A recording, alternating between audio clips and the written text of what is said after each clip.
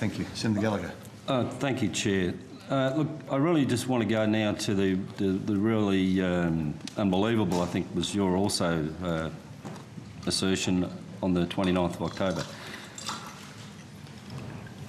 I've been told by people that Qantas booked 2,000 hotel rooms in Los Angeles, 800 hotel rooms in Singapore, and engaged couriers to get out the 20 or 30,000 letters to employees' homes prior to the decision that you made, endorsed later on the Saturday by the board.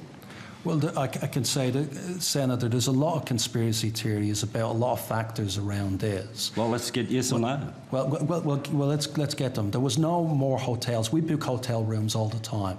We book hotel rooms because an airline of our size has disruptions. There was no more hotels rooms booked and before this than there would have normally been booked on a standard operation. I can categorically say that. You know, I have to say, for every fact that comes up as a conspiracy theory, I could put another one on the table. My public relations department, which you'd think I would have wanted to be in Sydney when all of this took place, 3 of them were at the races in Melbourne on the day of this, got trapped in Melbourne, had to buy Virgin tickets to get back. Now that's woeful planning. If we'd could be called an alibi. Come on, Senator.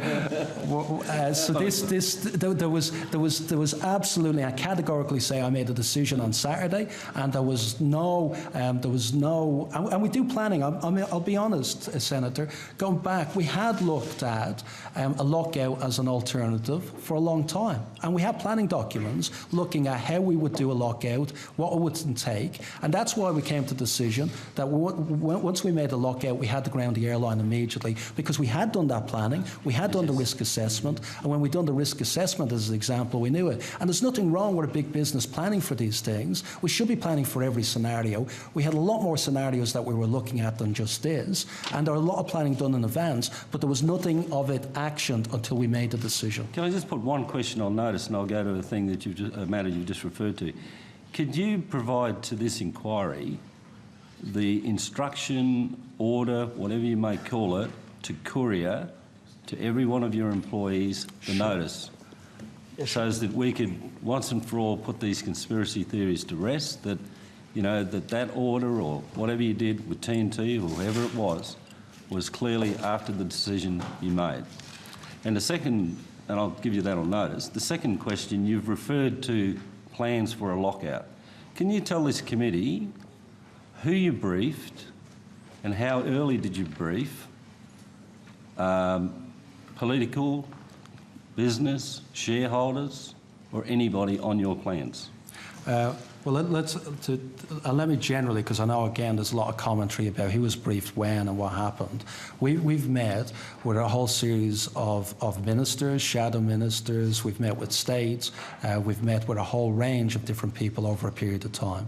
And in those meetings, we were consistent in what we were saying. We were describing in very detail the problems that Qantas was facing. We absolutely were telling people about the forward bookings, the commercial damage, the financial damage. We were telling people about the operational issues that this was causing us. We were telling people about the safety concerns we had. I got a note from CASA saying that they were keeping us under close monitoring because industrial relations and the human factors issues around it becomes a concern for them. So we were explaining to everybody what was taking place and the rapid deterioration that was occurring within the group. We said very clearly as part of that we were in the process of grounding aircraft. We said very clearly that aircraft could be grounded and the whole fleet could be grounded at short notice. At no stage did I talk to anybody about lockout. I talked about the grounding of the fleet and talking about the grounding of the airline as a possibility. We didn't talk to anybody on either side of politics about a lockout. And in that, just to clear up the speculation that we see in the media and in other places, in your time that you spent wandering the halls of Parliament, as it's been reported, did you give equal time to all political parties in those briefings? No, more with the government than with the opposition. We had, but I have to say, our history here has always been the same. I was talking to Jeff Dixon the other day, and he said there was an incident that occurred in 2006, 2007, and he took up the phone and rang the then Prime Minister Howard, and straight after he rang the opposition leader. So we always have an approach of informing both sides of politics when significant issues occur within the group.